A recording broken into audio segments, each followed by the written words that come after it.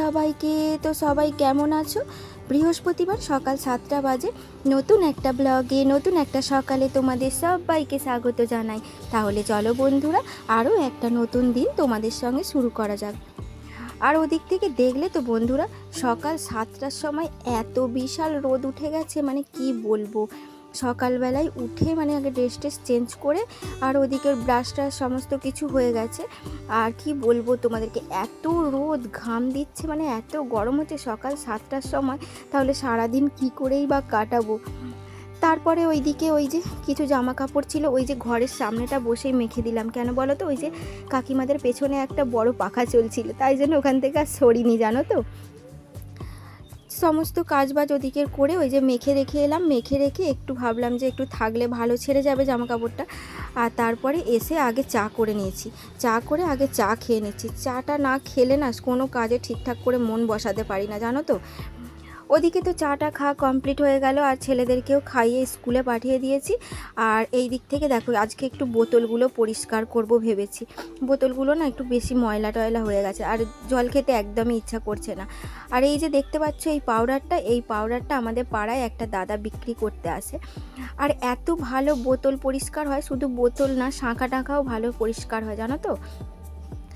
Minute 10-15 রেখে দিলে তো একদম পুরো বোতল সাদা সুন্দর হয়ে যায়। আর বালি সার্ফটা কোনো কিছু দেয়া লাগে না। আর দিলে ওইগুলো একটু কিরকির করে, মানে বালি টালি দিলে একটা কেমন একটা লাগে, জানো তো। আর এই দিয়ে কিছুক্ষণ রেখে দেবো এরকম নাড়িয়ে। আর ওই দিক থেকে এই যে আজকে বৃহস্পতিবার বলে এই যে এত বাসন পড়েছে, এই সমস্ত বাসন মেজে নিয়েছি। আর সকালবেলায় আগে বিছানা চাদরটা তুলে মেখে দিলাম দেখলে। আর বিছানাটা চাদরটা পেতে রেখেছিলাম, অন্য চাদর আর দিয়ে না, ওই যে বালিশগুলো আজকে একটু রোদে দিয়েছিলাম, জানো তো। আর বালিশগুলো একদম নাতানো হয়ে গিয়েছিল, যেন মনে হচ্ছে রোদ পেলে ভালো হয়। আর আমার অবস্থা দেখেছো, পুরো ঘামে সমস্ত জামাটা ভিজেই গেছে। আর আগে এসে পাখাটা ঘরের অন করে দিলাম, দিয়ে এই যে ছেলেরা স্কুল থেকে এসে এই যে বইটই পুরো বিছানায় ফেলে রেখে দিয়েছে।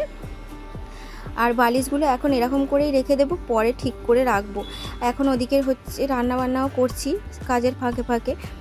আর এই তো সমস্ত বালিশগুলো আমার গোছানো হয়ে গেল, আর গুছিয়ে টুছিয়ে আর ওপরে চলে এসেছি। আবার ওপরে এসে আমার এদিক থেকে রান্নাটাও আজকে হয়ে গেছে। আজকে সেরকম কিছু রান্না করিনি, তোমাদের একটু পরেই দেখাচ্ছি, দাঁড়াও। আর যেহেতু বৃহস্পতিবার, সন্ধেবেলায় ঠাকুরের ভোগ করব, আগে ভালো করে গ্যাস ট্যাস মুছে ভালো করে সিং সাবান দিয়ে মুছে নিচ্ছি। আর কি বলো তো, এই যে ঠাকুরের ভোগ করব না, যেন মনে হয় যে এটা এরকম ছোঁয়াছুঁয়ি হয়ে আছে, মানে কীরকম একটা লাগে। তাই চেষ্টা করি বৃহস্পতিবারটা যাতে কোনো কিছু ঠেকাঠেকি বা কিছু না হয়, সেই রকমভাবে একটু চেষ্টা করে করি, জানো তো। সত্যি কথা বলতে এই গরমেতে মানে কোনো কাজ করা একেবারে অসম্ভব হয়ে পড়ছে, কিন্তু কি করব, মনের জোরে করতে হবে। আর আমার মনে হয় যে শরীরটাকেই শুধু শরীর বলে কাজ করালেই হবে না। তুমি যদি হার্ডওয়ার্ক ভাবো কাজটাকে, তাহলে কিন্তু হবে না। তুমি যদি স্মার্টলিভাবে কাজটা করতে পারো, তাহলে মনে হবে যে তাড়াতাড়ি হয়ে যাচ্ছে। আসলে আমরা না মেয়েরা সংসারটাকে অত্যন্ত ভালোবাসি, সেই ভালোবাসা থেকেই না কাজগুলো আপনা আপনি হয়ে যায়। যদি ভাবা যায় এটাই আমার সংসার, এটাই আমার সব কিছু, আর যাদের একার সংসার তাদেরকে তো আর কি বলবো, তাদেরকে তো নিজেদেরকেই করতে হবে। আর যদি ভাবা যায় এটাই আমার সংসার, এটাই আমার বাড়ি, তাহলে দেখবে কাজগুলো অনেক সহজ হয়ে যায়, আর কাজগুলো করতেও খুব ভালো লাগে। আর নিজে নিজে কাজ করে এমন অভ্যস্ত হয়ে গিয়েছি না, যে অন্যের কাজ একদম ভাল লাগে না, যেন মনে নিজে যতক্ষণ করব সেটাই মানে ভালো, এরকমভাবেই মানে চলে আসছে আর কি, প্রথম থেকে করে করে যেটা অভ্যাস হয়ে যায়। যাই হোক, তোমাদের সঙ্গে কথা বলতে বলতে এদিকে আমার সমস্ত কিছু মোছামুছি হয়েই গেল। এবার স্নান টান করে ছেলেদেরকে খাওয়াবো। আজকের মেনুতে কিছুই নেই, কিন্তু আজকের মেনুতে রয়েছে ডাল আর আলু সিদ্ধ। এর থেকে বেশি আর সকালের দিকে পেরে উঠিনি। তারপরে ওই 1 ঘন্টা মতো রেস্ট নিয়েছি, নিয়ে তারপরে বিকালবেলা তোমাদের কাছে আবার চলে এসেছি। আর এখানে ঠাকুরের ভোগটা বসিয়েও দিয়েছি। আর ওই যে ঘি দিয়ে তেজপাতা দিয়ে সুজি বসাচ্ছি। সুজিটা আগে ভালো করে লাল লাল করে ভেজে নিলাম, ভেজে নিয়ে আর ওই তো জল দিয়ে দেব। আর এই দেখো বেশি জল দিতে হবে না। এই যে জল দিয়ে দিলাম, দেওয়ার পরে এই যে এইটা কিন্তু একেবারে নিরামিষ নুন, এটা ঠাকুরের যখন কিছু রান্না টান্না হয় তখনই কিন্তু করি। আর এই যে ঠাকুরের যে বাতাসা আনা থাকে সেই বাতাসা দিয়েই আমি করলাম কিন্তু। আর এই যে সুজিটা হয়ে গেছে, সুজিটা খুন্তি দিয়ে সমান করে দেব, সমান করে দিলে কাটতে খুব সুবিধা হবে। আর ওদিক থেকে দেখো আমি ময়দাটা মেখেও রেখেছিলাম, আজকে করব হচ্ছে ছাতুর কচুরি, ওই জন্য ময়দাটা আগে থাকতে মেখে অনেকক্ষণ রেস্টে রেখে দিয়েছিলাম জানো তো। আর এখন আমি কিন্তু চারটেই ভাজবো ঠাকুরের মতো, কেন বলো তো? আর এই যে কচুরি লুচি টুচি না একটু গরম গরম খেতে বেশি ভালো লাগে, আর আমাদেরটা পরে রাত্রিবেলা করব, সেই জন্য এখন যেহেতু সন্ধ্যা সন্ধ্যা হয়েই গেছে, ঠাকুরকে ভোগ দেবার সময় হয়ে এসছে, সেই জন্য আমি এখন ঠাকুরের মতোই চারটে ভাজবো। আর ওই যে কচুরিগুলো দেখো পুর ভরে নিচ্ছি।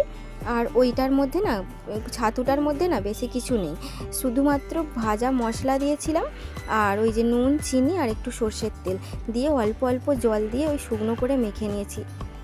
সত্যি কথা বলতে এত টেস্টি খেতে হয়েছিল যে কেউ বুঝতেই পারেনি যে ভেতরে ওটা ছাতু দেওয়া ছিল জানো তো। এই যে এরপরে আস্তে আস্তে করে বেলে নেব। আসলে কি বলো তো, ঘরে করলে না মানে নিজের মনের মতন করে করা যায়, একটু বেশি করে পুর টুর দিয়ে সুন্দর করে করা যায়। আমি দোকান থেকে খুব কমই এইসব জিনিস নিয়ে আসি, চেষ্টা করি ঘরেতেই করার। আসলে যেহেতু ছেলেরা খায় সেই জন্য বাইরে থেকে নিয়ে এসে কোনো খাবার আমি খুব একটা করি না, কারণ মানে বেশিরভাগ জিনিসটাই আমি ঘরে বানিয়ে দেওয়ার চেষ্টা করি। আসলে বাচ্চা মানুষ তো, বাইরের জিনিসটা হয়তো মুখের স্বাদে খেয়ে নেবে কিন্তু শরীরটা খুবই খারাপ করে যাবে। আর জানো তো আজকে কিন্তু প্রত্যেকটা কচুরি মানে ফুলেছে জানো তো। আর আমি যে লুচি বা পরোটা যাই করি না কেন খুব ভালোভাবে ফোলে, আর যখন ফোলে না সত্যিকারের মনটা খুব ভালো হয়ে যায়। আর কি হয় বলো তো, যেন মনে হয় যে সত্যিকারের রান্নাটা পারফেক্ট হয়েছে, মন ভীষণ ভালো লাগে। আর এই দেখো প্রত্যেকটা কচুরি কিন্তু ফুলেছে। এই যে কচুরিগুলো ভাজা হয়ে গেল।